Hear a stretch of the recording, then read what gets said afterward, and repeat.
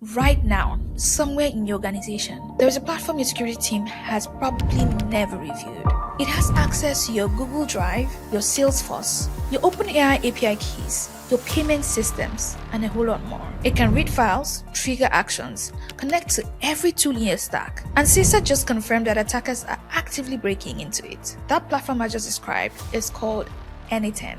This is AI Cyber Explains from AI Cyber Maxim. If you've never heard of 𝐻𝐻, that is already part of the problem. It is workflow automation tool, the kind of software developers use to connect everything together. It has more than 100 million Docker pulls, with millions of users and thousands of companies relying on it to automate everything from internal workflows to customer-facing processes. Most security teams treat it like productivity software, but I argue that it is privileged infrastructure because it sits in the center of your stack with keys to everything. Now, in November 2025, researchers privately told 𝐻𝐻 they had found a critical flaw.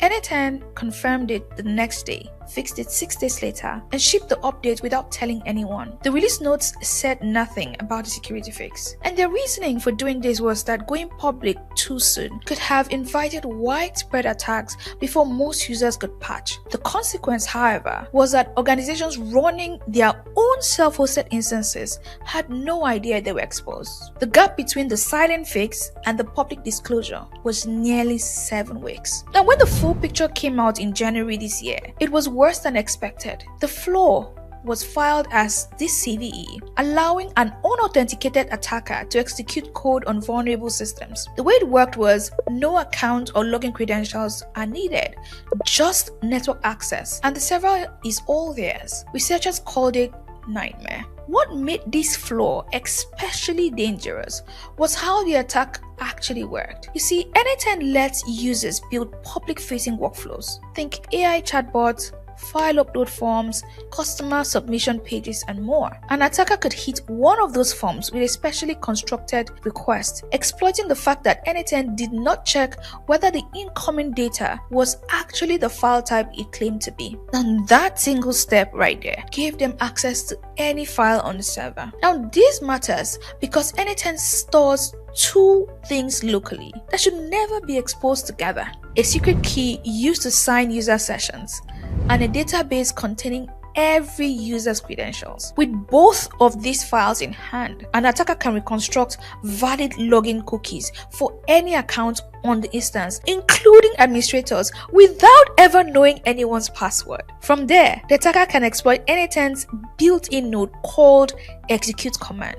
And yes, it does exactly what it sounds like. So every step from there on that chain runs on features that are supposed to be there. And that patch I mentioned was released earlier. That was bypassed in 24 hours. A second research team found a way around the fix using a JavaScript technique that modifies object properties directly in a way the sanitizer had not accounted for. This is the part of the story that goes beyond one bad vulnerability. 𝐻𝐻's core feature, the thing that makes it powerful, is that users can write JavaScript expressions directly inside workflows. Now, that same capability is also the surface attackers keep finding their way through. So patching it is not as simple as fixing a single function anymore. There is a structural tension between what the platform was built to do and what security requires, and you cannot fully remove one without compromising the other. So by February this year, 8 more CVEs had been disclosed. CISA then added the original flaw to its known exploited vulnerabilities list, which means there is a working exploit that's already publicly available on GitHub, which also means the barrier to running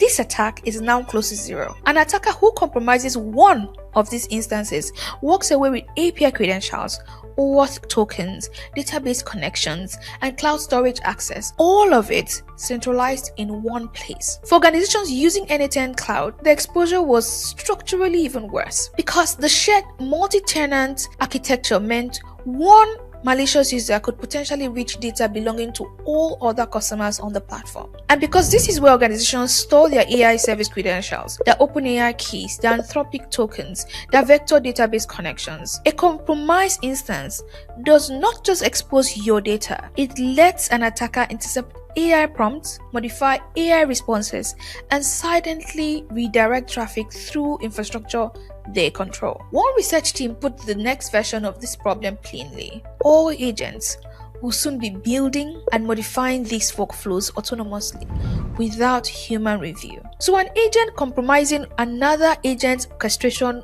layer is the attack chain we should be designing defenses for right now. We are at the beginning of a world where AI agents operate inside the same platforms that just spent 3 months being systematically pulled apart. Automation tools sit upstream of every protection your organization has most likely deployed up until now. So an attacker who controls the automation layer is not walking around your security guardrails. They are above them. So here's what you should do with this information. Find out what automation platforms your organization is running. Find out what credentials they hold and what systems they can reach. Find out whether your team would even know if a critical security fix has been shipped inside an update that said nothing about it. This is AI Cyber Explains from AI Cyber Magazine.